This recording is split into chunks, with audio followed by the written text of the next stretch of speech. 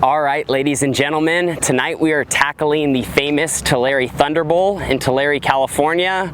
We're expecting over 40 410 sprint cars in the pit area, and tonight's show is with the High Limit Sprint Car Series.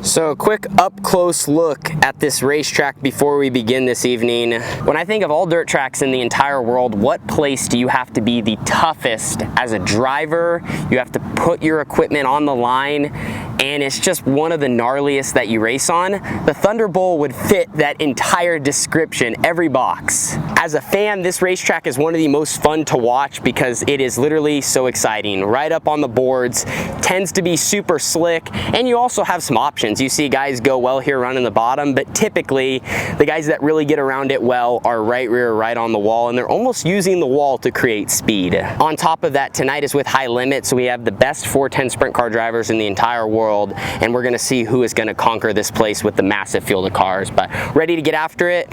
We obviously have our fair share of laps at Tulare, which is nice. This is a place that we do know and have some notes for, but still, when you're with a national series, it's a brand new night. Everyone's on the same playing field. So we're gonna get after it in just a little bit. We'll be getting suited up. We'll have engine heat and then hot laps and then right into qualifying.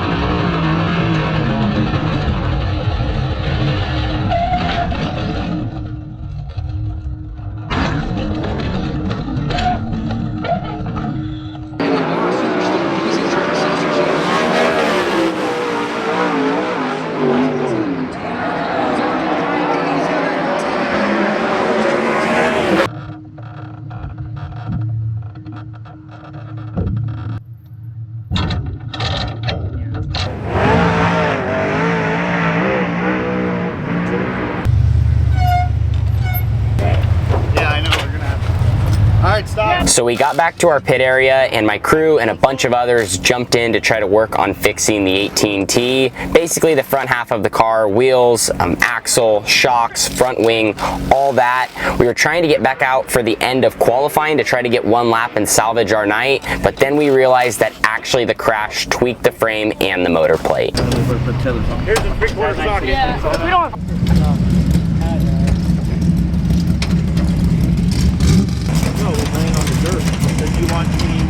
All right, guys, so I just got changed out of my driving suit. We're done for tonight after that kind of more of a Tommy tip over in qualifying, but just how I hit right, you know, kind of tweaked the frame and the motor plate, and at this point with, you know, I think almost 45 cars here, we're so buried there's no point in continuing. And Tulare does eat cars, so in the process of trying to dig ourselves out of the hole that we're in for the night, could very well have something happen again. But I don't know, it's just weird. Like, I went into 1 and 2 and I drove it in really hard. I watched the video back already, and in hot laps I kind of had an issue. I don't know, the track was so greasy, so it was so hard to judge. Like, I was third quick in my group. There were some fast cars out there and felt a little snug. Like, I was kind of like wasn't able to really get down and get into the corner great, but like I said, the track was so greasy that it was hard to read. Like, I didn't know if maybe just my front tires were kind of getting caught in the grease, and like I said, my car was just a little tight in spots, but other spots it felt okay. And then we went out there to qualify, and I just sailed it into 1 and 2. And you know, one thing I've really been trying to work on as we've been working on our qualifying is, like, you got to have 2 good laps. Like, you're not testing anything in qualifying. You're not going in there and being easy on it. Like, it's either now or never, right? Especially with a field like this. Like, if you don't have 1 of 2 of your laps be money, you're screwed. So Tulare, I just drove it in hard. I wasn't even really against the cushion. I might have even been a little low, and I don't know if that's what kind of got me in a bad spot, but like, I literally got in and I'm just watching, like, in my car just like just like I stand up almost. Like, I don't know, I was tight, like exactly what I felt in hot laps, but the racetrack was a whole second faster. So I just thought that as the track was going to come in, like we were going to be okay.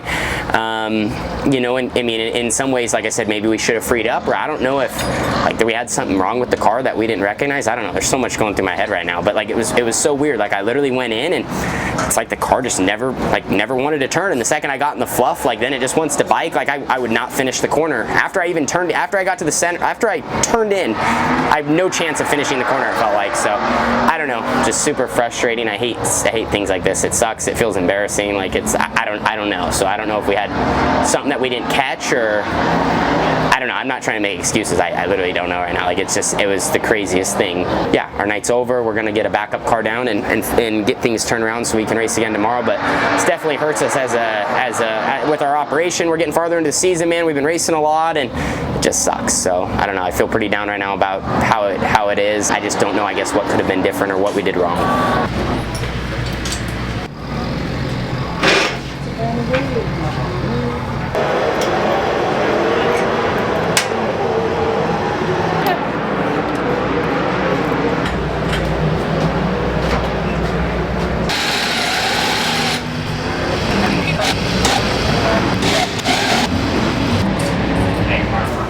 So we've made pretty solid progress. Got the one car that we wrecked upstairs, and now we're gonna get this car ready for tomorrow. Trying to get as much as we can done tonight, while it's cool, but just don't wanna have a bunch to do tomorrow. Tomorrow's a new day. As a team, that's how we're looking at it, so we're just trying to get our equipment 100% ready to roll. Situations like this just, they suck in dirt racing. This, yeah, just a sad sight to see. And I won't lie, as a driver, like it's, you know, you guys know, I always, like, no matter how my night goes, we do this here. And I always try to keep it as real for you. I won't lie, it's super easy as a driver to question, like, did I do something wrong? Like, what happened? How did we get to that into turn one? And how did the car feel? And like I said, I don't know, it's just like you just keep replaying it in your head. And I watched a couple different angles now, and like, to me, I guess what's most disappointing is like it doesn't add up. You know, I'm a part of like our setup on our car. We all, you know, as a team, what I mean by that is like I know enough, like how looking at a setup, you know, whether the car would be, I guess you would say, more on the free side, in the middle, tight, like how our setup, I feel like we would have been more on the free side for Tulare. I know how my cars felt here in the past, and then also on top of that, like it sucked that in hot laps the racetrack wasn't necessarily ready. Like when we went out, it was about a second and a half off pace. So sometimes when the track's greasy, your car feels different. Things happen, and you're kind of just out there making laps trying to get the best feel that you can. And in hot laps, I kind of felt like I was a little laid over on the right rear, and I felt a little bit tight. And in hot laps, I didn't feel great, but like our speed on, you know, on the race charts was okay. And I was like, all right, the track's just gonna come to us. We're gonna go out early in qualifying. We're gonna have a great opportunity to lay down a good lap. Like, I'm not saying I don't really feel like there's a lot I would have done differently. I think the track was, obviously the track's the track. Tulare is a difficult place, but say like my car went in the corner and it's almost like the right front got low and the left rear's up, and then it's like it wouldn't come back up. It's like literally pushing the right front, and it like will not steer once I get into the corner, if that makes sense. And I'm not necessarily saying something broke, just something in my head, to me, it just doesn't seem right. It doesn't seem like a normal situation where like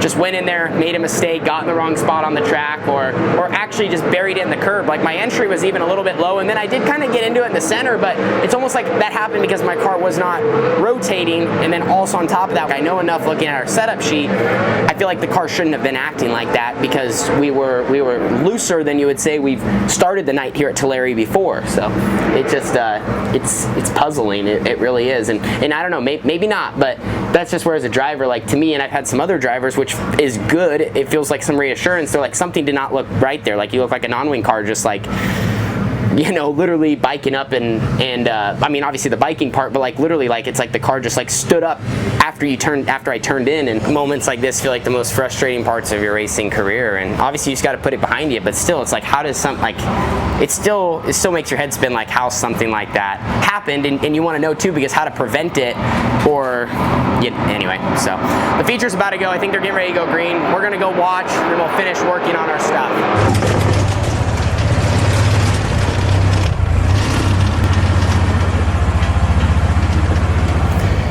So fast forward to the end of the night. It's quiet here at the ThunderBowl. They have turned all the lights off. I wish I could show you the racetrack because the A-main event surface actually was pretty neat. Super slick, a little bit of chop, which this place always has chop. I mean, sometimes a little bit, sometimes a lot. It can definitely get rough, but I guess that's kind of what just makes this track exciting. That's kind of just California's personality for sprint car racing, but the A-main event surface was great. You know, wish we absolutely could have been a part of it. Here at the end of the night, wanted to finish off today's video.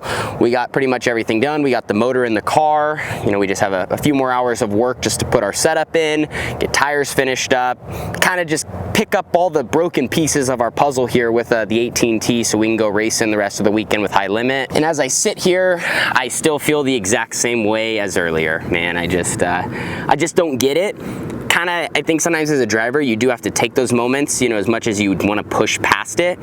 Sometimes you have to take that time, go to sleep, wake up tomorrow, and by tomorrow morning, it's a new day. You have to focus at the next job at hand. If you get hung up on situations like this, which you might get hung up later, or you think about it, or have a bad dream or something, lose a little bit of sleep, that happens. But like I said, as a driver, you have to have short-term memory. Whether it was my fault or the car or whatever happened, it has to be behind you because you have a new job to do and you have a new task at hand.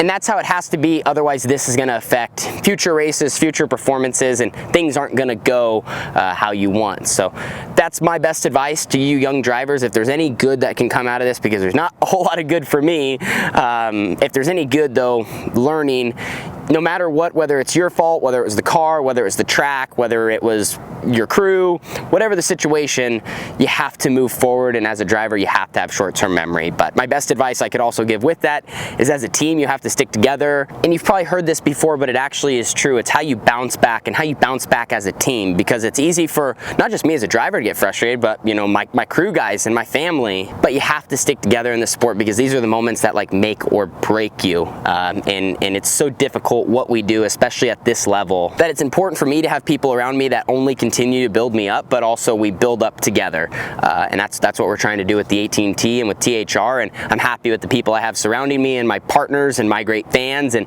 no one gives up, and that's what's most important. You cannot give up in this sport. The successful people that have been doing it a long time, they failed over and over, but they eventually got to the winner's circle. They kept moving forward, they kept plugging away. So thank you guys so much for watching. I will see you in the next video, and no matter what, I'm always happy to have you all riding along with me for the journey. Deuces.